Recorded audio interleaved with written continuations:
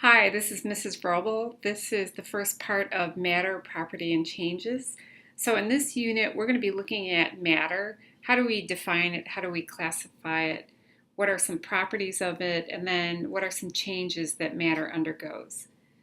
Now here in this first slide, we have a Buddha statue that's from Bangkok, and notice that it's made of gold. So by the end of this unit, you will be able to tell someone what type of matter this statue represents and how it's classified. Now, for students, the easiest type of matter to understand is probably substances. And with substances, we're looking at uniform, constant composition, and that there's only one type of matter. So you might ask yourself, what would be an example of this? Well, the one part that most people recognize within chemistry is elements. So elements have to contain like atoms, but the interesting thing is the elements actually contain molecules, and some people don't realize that. And you might ask yourself, where are those molecules? Well, there's a section within the periodic table, and it starts with nitrogen, and then it goes all the way down to iodine. This upside down L or 7 actually contains diatomics, and this means that nitrogen is a diatomic, iodine is a diatomic. So all these elements within this section are naturally forming diatomics. And this is something that you'll need to know because you may be given a chemical equation and you need to tell me that oxygen is a diatomic. Now, there are approximately 114 elements. However, you may notice that in some of the newer periodic tables, they list elements up to 118. What this means is that there are a handful of elements that have not been accepted as being known elements. Some of the labs that created these elements, they only lasted for femto or picoseconds. So their actual existence on the planet is very fleeting, and the experiments have to be run repeatedly in order to prove that these elements actually do exist. Now, you should have had by now the element symbol quiz, and I'm not going to get into any discussion about that. Now, for types of elements, I kind of scrounged around the house to try to find an example of the first type, and here is a container that you probably have in your backpack or maybe in your drawer at home, and this is a nonmetal. So when you look at this nonmetal, it's a cylinder of graphite. So graphite rods are actually nonmetals. Most of them are gases. One of them is actually a liquid, and you might ask yourself, well, what liquid are we talking about? If you look on certain periodic tables, they will list bromine as a liquid. So some of these nonmetals are solids, some are gases, and one is liquid. Now, if they're solid, typically they are poor conductors, and that's a good thing because you don't necessarily need everything to conduct electricity, and it may be a good insulator, which is essentially what a poor conductor does. Please notice that they also have low melting points, so it doesn't take much for them to actually become liquid. They tend to be simple molecules, so they don't form complex compounds. And please notice that there are essentially 17 of these nonmetals. Now, when you look at the periodic table, I'm drawing it as a rectangle, it's in the upper right-hand corner. So in this section of the periodic table is where you're going to find most of the nonmetals. Okay, now there's another type which we call allotropes, and some of you may have heard of this before, some of you may not. Now, I have an example of an allotrope. You may not have an example of an allotrope, but essentially, my wedding ring is an allotrope of this. So carbon makes up both of these substances. However, there's different bonding going on. So even though both of these contain carbon, this has a different network of carbon atoms than this. And that's why there's a huge difference between the same element. Okay, so for metalloids, I had to scrounge around and find an example of that. And probably the best example is your cell phone. So metalloids make up a chunk of the cell phones because they're used as semiconductors. And the reason why, if you look at some of these qualities of the metalloids, they have properties of nonmetals and metals. So the advantage to the metalloids is you can sort of turn on or turn off the properties that you want for these metals. Notice that they have very high melting points, which is very important, especially if you want to keep them solid for a certain temperature. And there are essentially 7 of these.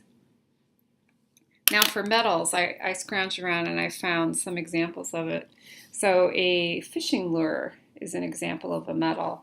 A penny, well, this was a penny, is another example of a metal. Notice that they're shiny. They can be malleable, which I did here. Some people ask me, what does ductile mean? Ductile means that you can pull it into a wire. So ductile just means that you can take that metal and essentially form a long wire with it. And from your own experience, you probably know that a lot of your pots are heat and electricity conductors. So that's the reason why we have copper pots, or we have copper wire for our electricity. Notice that the remaining chunk of the elements are metals. So if you were to look at the size of the periodic table, a good chunk of the elements are essentially metals.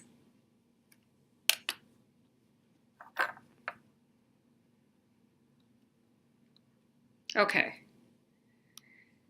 So here is an example of the periodic table. So please remember, in this hot corner here, these are all the nonmetals. Here is the upside down L that I was telling you about, okay? So notice that from nitrogen across to fluorine down to iodine, this is all made up of diatomic molecules. And you need to remember that for your chemistry reactions, okay? Notice how a good chunk of this periodic table is metals. Now, the thing that sometimes is hard to remember is hydrogen is actually a nonmetal, even though it's right on top of the metals, okay? So hydrogen itself is considered a nonmetal, even though it's right on top of the metals. And we'll talk about that eventually. And lastly, here is that step stair. And that step stair contains the 7 nonmetals that I talked about with you. I'm sorry, metalloids. Don't tell me why I said metals. Okay, distribution of elements. So you may have gotten this before if you took earth science with me. Notice that oxygen is the major element within our planet. Not that when we're looking for formation of light, we like to have water there. But obviously, oxygen is a good component that tells us, yes, there's life there. But the other thing is, and this is something people don't realize, is silicon is the number 2 element within our planet. There's a reason why you have a lot of sand, and that sand obviously makes up things like sandstone and some of the other rocks that we find in the continental crust. And lastly, the other piece that a lot of people don't realize is that aluminum is number 3. Now, for a long while, aluminum could not be harvested out of the ore that people would dig up within our crust. But thanks to Charles Hall, who was formerly from Oberlin College, he came up with a way to use electrolysis to remove the aluminum and make things like aluminum foil, the cans that we use for our soda, the chairs that we sit on. So we're very grateful to Charles Hall for what he did. Okay, I had to throw this in here because I just love this um, display.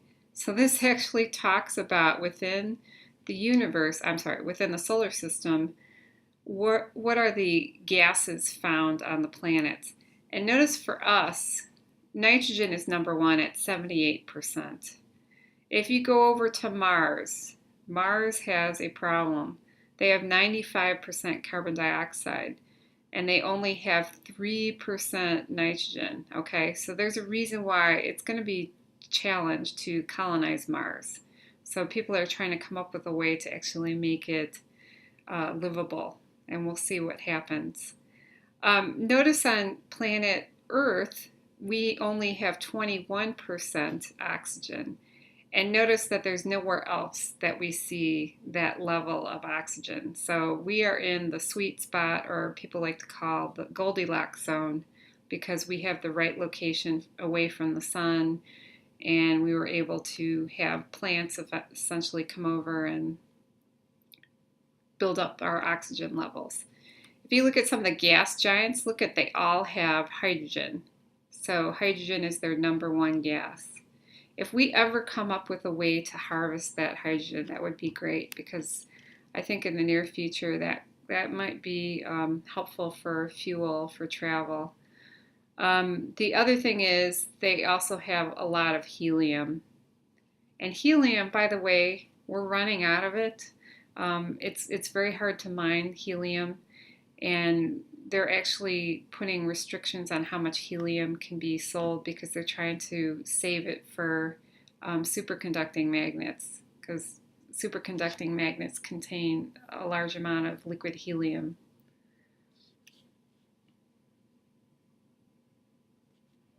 Okay, now this is something that you're probably more concerned about than the other two slides we have here, but notice that in your body, the largest amount of element is oxygen. So oxygen is contained within your body. You're mostly water. And because oxygen is bigger than helium, it takes up more mass. And overall, you're essentially 65%. Now, you are an organic being, and you primarily contain carbon.